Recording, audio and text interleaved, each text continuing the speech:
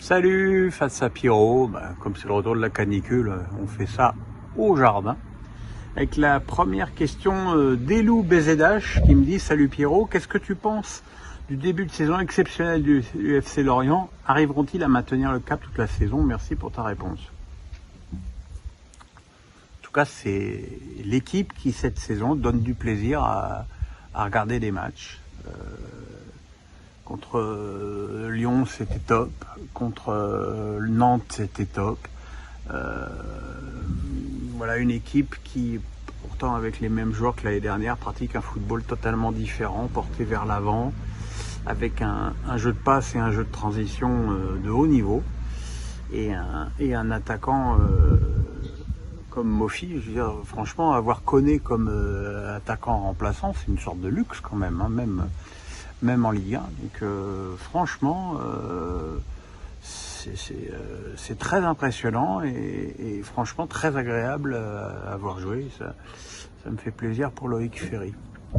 Alex Nissa du 06, le grand retour, me dit: les entraîneurs passent, les joueurs passent, les problèmes restent. Nice et Lyon, peut-on parler du même combat? Pas trop, Alex, hein. D'abord parce que je pense que les ambitions de Lyon sont encore aujourd'hui supérieures à celles de Nice. Mais dans les deux cas, le recrutement n'est pas performant. Je pense que c'est ça, quoi. Nice arrive avec le projet Ineos, arrive avec tout à bâtir. Et je trouve qu'ils se sont fourvoyés depuis 2 ans, depuis Patrick Vieira. Ils se sont fourvoyés dans le recrutement en payant très cher des joueurs qui n'ont pas le niveau. Stengs, Brahimi, Rosario, voilà, tout ça, c'est Claude Maurice, tout ça, ça suffit pas pour jouer les premiers rôles en championnat. Et quant à Lyon, moi je persiste à penser qu'il y a un problème de coach. Et si on change, on verra peut-être un grand changement côté lyonnais. Elias Recham me demande: le RC Lens est-il plus qu'un outsider pour le podium cette saison? En tout cas, je leur souhaite pas de se considérer comme plus qu'un outsider. Je pense que cette place d'outsider leur convient à merveille. Même si je pense que globalement c'est pas une équipe qui calcule. Elle calcule pas ses efforts, ça c'est évident, mais elle calcule pas non plus son style de jeu, son engagement vers l'avant, et voilà. Et je pense que c'est une équipe qui a fait un excellent recrutement, probablement un des meilleurs recrutements de Ligue 1, et ça leur permet d'être très haut placé encore. Il faudra suivre le rythme du PSG et de l'OM, ce sera peut-être pas évident, mais une place en Ligue des Champions, ouais, ça se joue. Ouais. Alex Nissa du 06, toujours. 1 point en 7 matchs pour Ajaccio, équipe qui avait déjà du mal à marquer en Ligue 2 la saison dernière. Est-ce que ça sent déjà leur roussi pour eux? Oui, clairement. Je pense que c'est, et tout le monde l'a vu, l'équipe la plus faible de Ligue 1, surtout sur le plan offensif, hein, sur le plan athlétique. C'est une équipe qui est au niveau qui a été au niveau sur pas mal de matchs qu'ils ont eu à disputer, mais offensivement c'est trop léger. Et voilà, de toute façon, pour gagner des matchs, il faut marquer des buts, et je pense que ça va être leur problème jusqu'au bout, parce que tout ce gars à Mouma, c'est quand même pas de la première fraîcheur. Donc voilà, quoi. Elias Recham, décidément, me demande: le manque de créativité de l'OL est-il dû au départ de Paqueta? Forcément, ça joue. Hein. On se sépare pas d'un joueur de ce niveau-là sans en payer les conséquences, surtout quand on l'a pas remplacé, quoi. Je veux dire, imaginez que Romain Fèvre puisse faire ce que Paqueta faisait sur le terrain, c'est illusoire. En plus, Oussem Aouar, qui pourrait avoir des qualités pour tenir ce rôle, il est pour l'instant blacklisté. Ryan Adelaide, il est toujours dans une phase de reprise par rapport à son genou. Donc voilà, l'effectif, il est bancal, mais il n'est pas bancal que là. Il est aussi bancal en défense centrale, où on est obligé de se farcir Thiago Mendes, qui n'est clairement pas au niveau des ambitions de l'OL. Gaël Gonin me dit: bonjour Pierre, après la piètre prestation du PSG contre Brest, due notamment à la fatigue, elle est elle-même due à l'absence de changement de Christophe Galtier, il l'a dit lui-même. Penses-tu que le PSG sera handicapé par cette fatigue contre le Maccabi Haïfa? Alors je suis pas certain que le Maccabi Haïfa soit d'un bien meilleur niveau que Brest déjà. Piètre prestation, voilà, je pense qu'il est aussi illusoire de penser que le PSG va mettre 5-0 à toutes les équipes tous les dimanches, que ce serait lassant. Brest a beaucoup défendu, hein, même s'ils ont eu quelques petites occasions, ils sont quand même restés à 9 derrière tout le match et même une fois menés. Donc c'était une équipe de Brest qui était venue là pour pas prendre une trempe et qui est arrivée à ses fins. De là à dire piètre prestation, c'est sûr que sur les premiers matchs on a eu du caviar à la louche, donc on est tout de suite mais il faut pas être trop exigeant, hein. Il y avait la Juve 4 jours avant, là il y a Maccabi Haïfa, après il y a Lyon.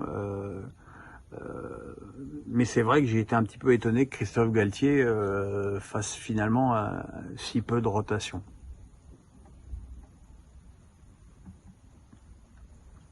Erling me dit, rouge sur Kimpembe, tu penses pas que le PSG est favorisé dans l'arbitrage? En tout cas sur ce match-là, non. C'est ça que je trouve absolument faramineux dans cette histoire, c'est que tout le monde ne parle que de Kimpembe, dont j'ai dénoncé le comportement inadmissible et dit que d'abord son tac méritait un deuxième jaune et sa claque dans le bras de Monsieur Pignard méritait un troisième jaune.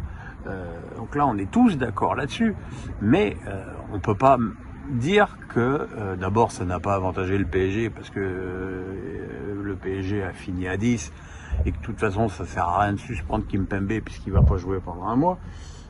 Mais on oublie aussi le carton rouge ôté à RL, alors que je suis désolé, quand on voit là je suis pas d'accord avec Monsieur Pinard quand il dit que c'est un anéantissement d'occasion de but flagrante, c'est aussi un sale coup, quoi. Je veux dire, il peut très bien casser la cheville à Neymar, et là, s'il casse la cheville à Neymar, on dit quoi? Ah bah ouais, mais il y avait hors-jeu. Donc non, ça va pas. Le penalty sur Kimpembe, il est quand même sévère. Le penalty non donné à Etiquité, c'est sévère aussi. Donc voilà, dans un match, il faut tout voir, pas toujours voir le match par le prisme du PSG et de penser que le PSG est avantagé. De toute façon, quand le PSG est très nettement désavantagé par l'arbitrage, comme à Nantes l'année dernière, on dit ouais, de quoi ils se plaignent. Ils vont pas avoir non plus les arbitres pour eux. Donc quelque part, pour eux, c'est une situation un peu insoluble. Mais oui, Kimpembe méritait un rouge. Non, le PSG n'est pas spécialement avantagé. En tout cas, ils n'ont pas été plus avantagés sur cette journée que Marseille contre Lille. Hein. Elias Recham, qui était en forme, me dit, que penses-tu de la suspension insensée de Jean-Pierre Cao? Je dirais que la réponse est contenue dans la question. C'est effectivement insensé. Je connais bien Jean-Pierre Cao, j'ai travaillé un an à Reims, c'est un passionné, un excessif, mais franchement,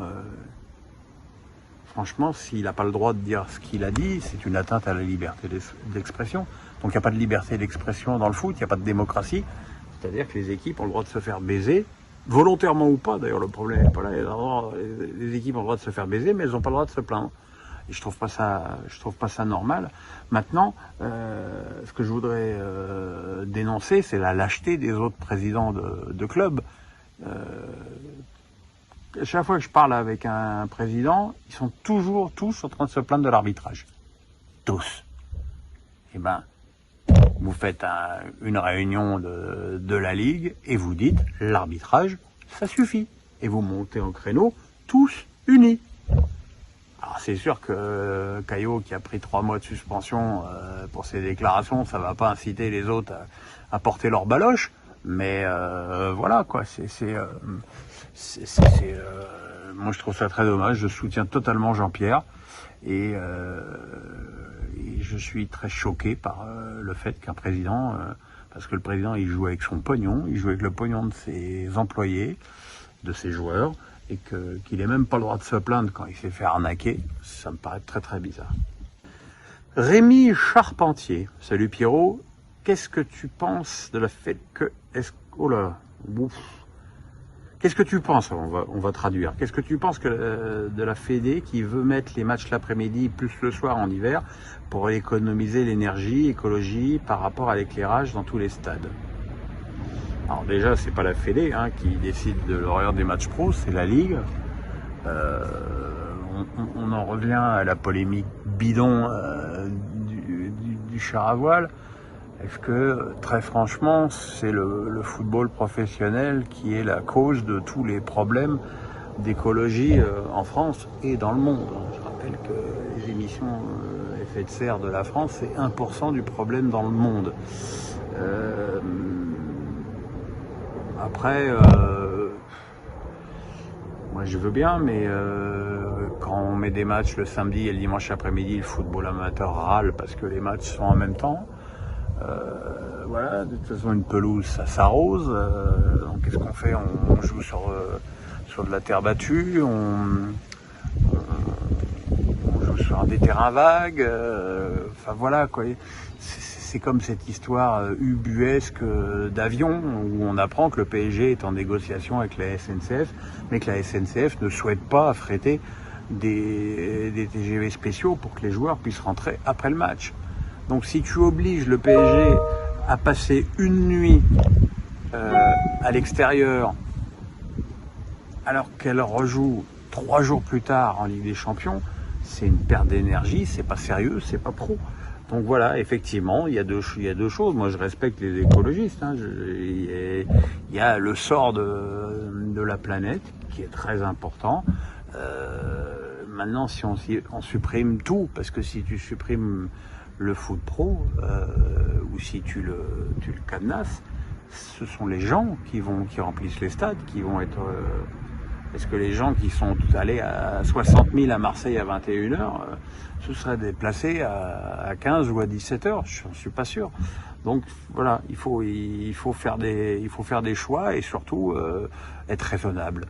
Mais il faut que tout le monde soit raisonnable, pas que les footballeurs, les écolos aussi. Giovanni El Grande Falcao me demande beaucoup de buts en Ligue 1, on est l'un des championnats les plus prolifiques. Est-ce dû aux défenses plutôt faibles, gardien compris, ou les coachs qui jouent plus offensif? Bisous Pierrot, bisous Giovanni. Je pense que cette année, contrairement aux années, notamment à la saison dernière, il y a vraiment des équipes qui sont défensivement beaucoup plus faibles que la saison dernière. Auxerre, Ajaccio, voilà, c'est des équipes qui encaissent beaucoup de buts. Et après, regardez Strasbourg, ils sont mal classés, ils ont la 3e défense du championnat. Donc,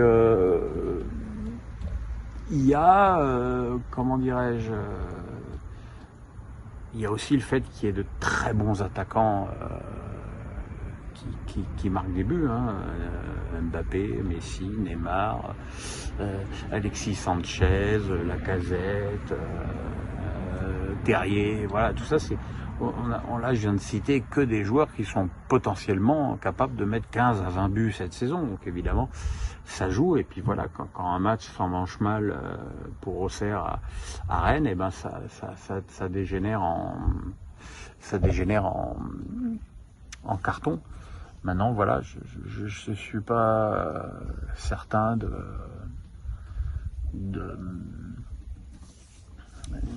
voilà, je pense qu'il y a des équipes plus faibles que les saisons dernières.